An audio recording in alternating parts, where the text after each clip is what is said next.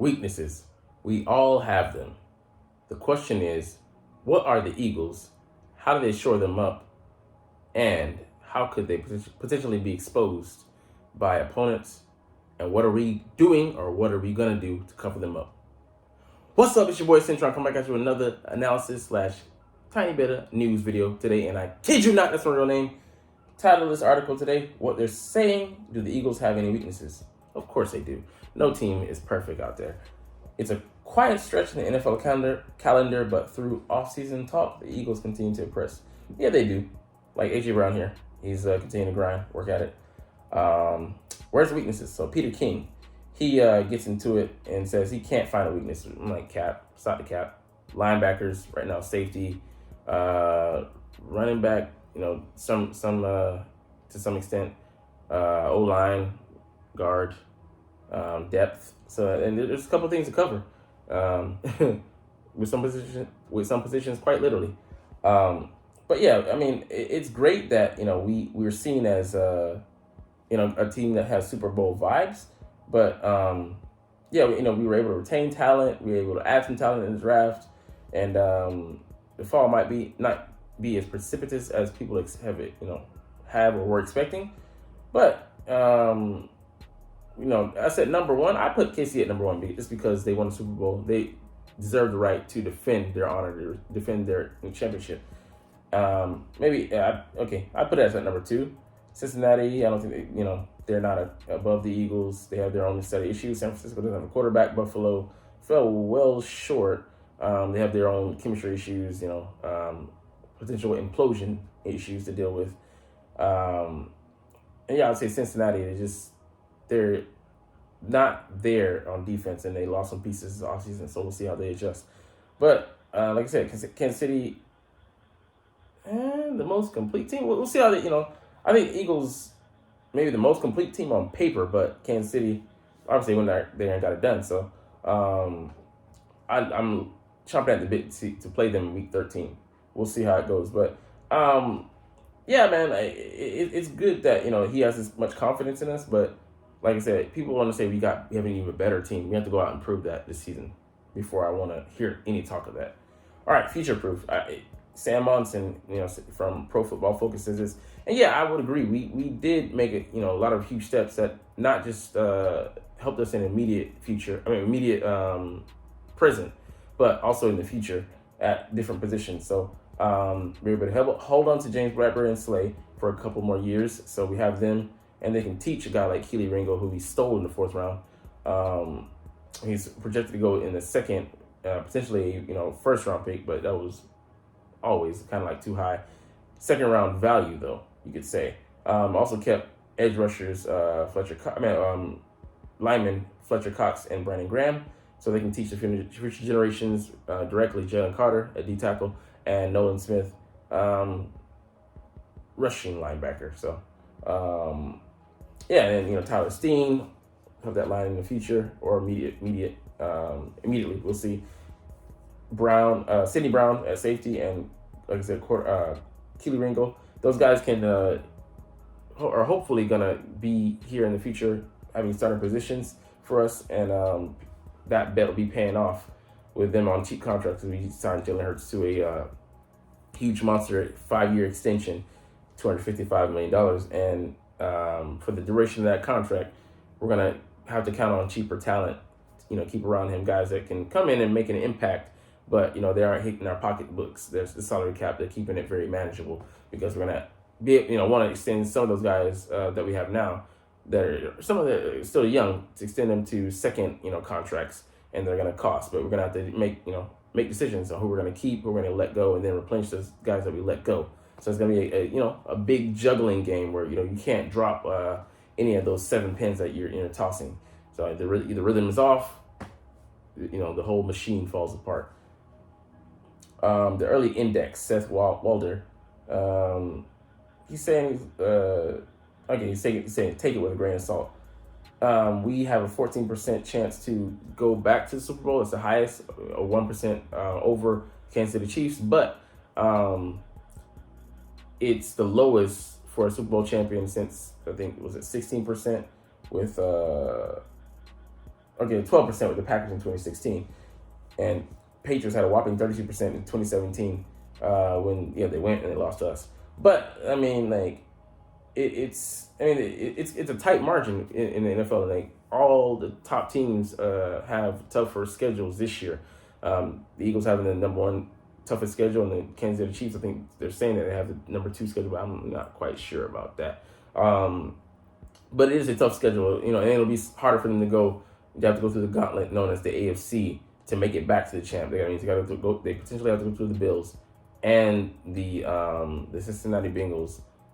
Especially if they have to play both of those teams, like that's just tough sledding, man. But that being said, like they do.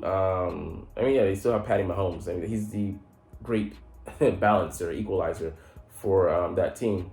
He keeps them, in any and all games that he plays in. Like if he doesn't finish that Jaguars game, they don't go on to win that game. Even on one leg, he's better than majority of guys in the league, which is just crazy. All right, if everything works out, look out. Ruben Frank, NBC Sports. I mean, this is for me, he's like, oh, we actually got better. Like, man, I don't want to hear any talk of that because, like I said, we have to go out and prove it. N'Kobe Dean, we have to replace, I think, 7 starters. He played a minimal amount of snaps. We're going on potential. Yeah, he looked great, but we have to see. Nicholas Morrow. I like that he was rated. He was rated 38th out of 42 off the ball linebackers, but that was with a dearth of talent that he had there in Chicago. So ideally, he would play better. Surrounded by a host of better talent around him. But we still have to see. He's a smaller linebacker, kind of like his running mate right now, N'Kobe Dean. And if those guys aren't playing well in training camp, we could potentially try to swing a trade for a guy like Isaiah Simmons, and linebacker for the Cardinals, who right now he's still going off potential. Guy runs a 4.3, but doesn't really even have a position. They don't even know what they want to do with him. So we can come in and maybe stabilize him, and him going into, I think, his 5th year, which was not extended. Or get a more solid linebacker like Patrick Queen, who's also going into his 5th year deal. So we'd have to see how that plays out before we potentially think about extending him. But even that said, like Howie doesn't value linebackers, so that's the reason we let both of our starters from last year go, because Kazir White went off to the Cardinals, and we let TJ Edwards go off to the Bears for like $19 million contract over 3 years. So just goes to show. I mean, it wasn't even that expensive, but for us, it's too rich for our blood.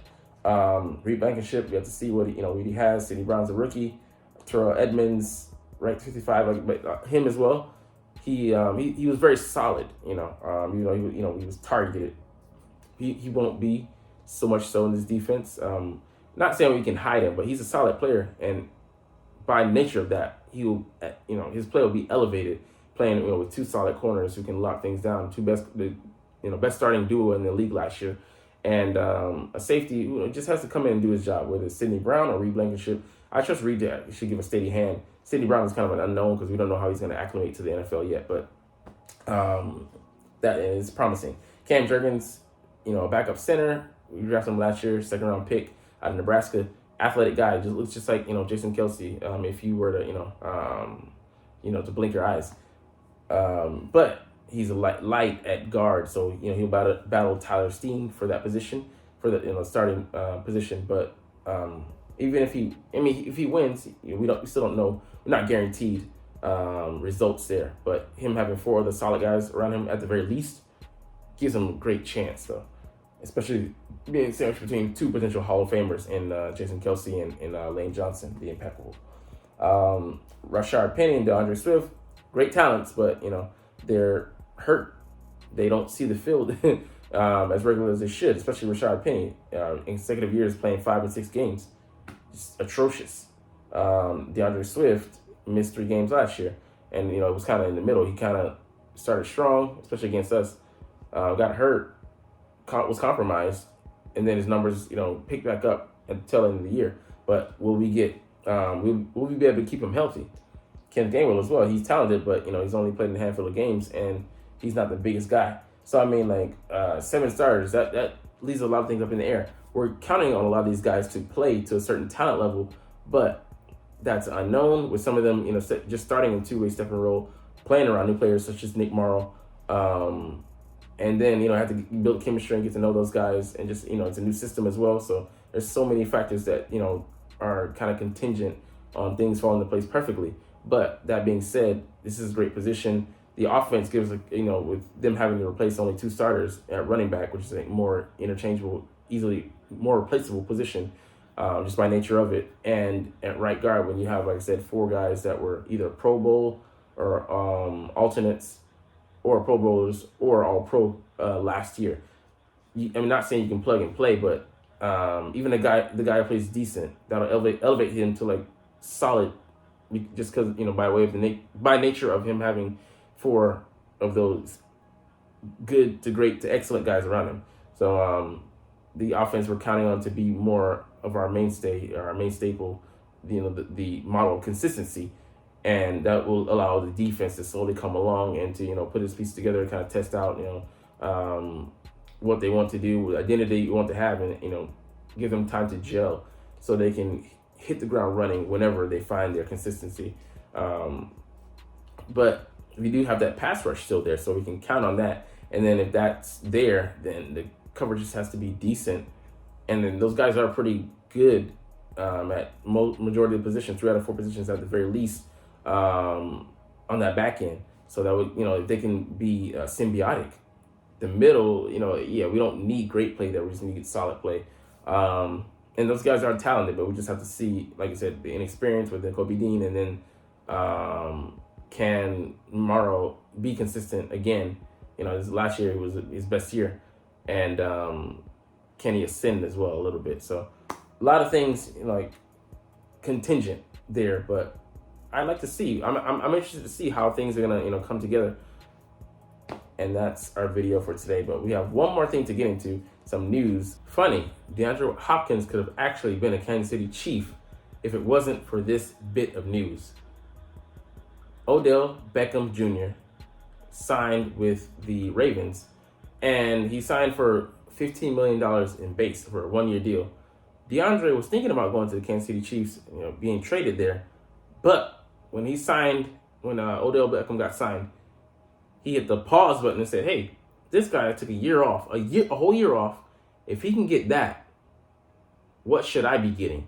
And that messed up the whole trade. Because you can see, as you can see now, Kansas City Chiefs only have about $1 million in cap space to work with, and they're not going to be able to contend for his services. The Bills, I think he's said no to them. So where does that leave him? Maybe as an Eagle, but I mean, he'd have to take a pay cut. The Cardinals are willing to pay him. But hey, I don't know how it works out, and I don't see how he would get the number of snaps that he wants.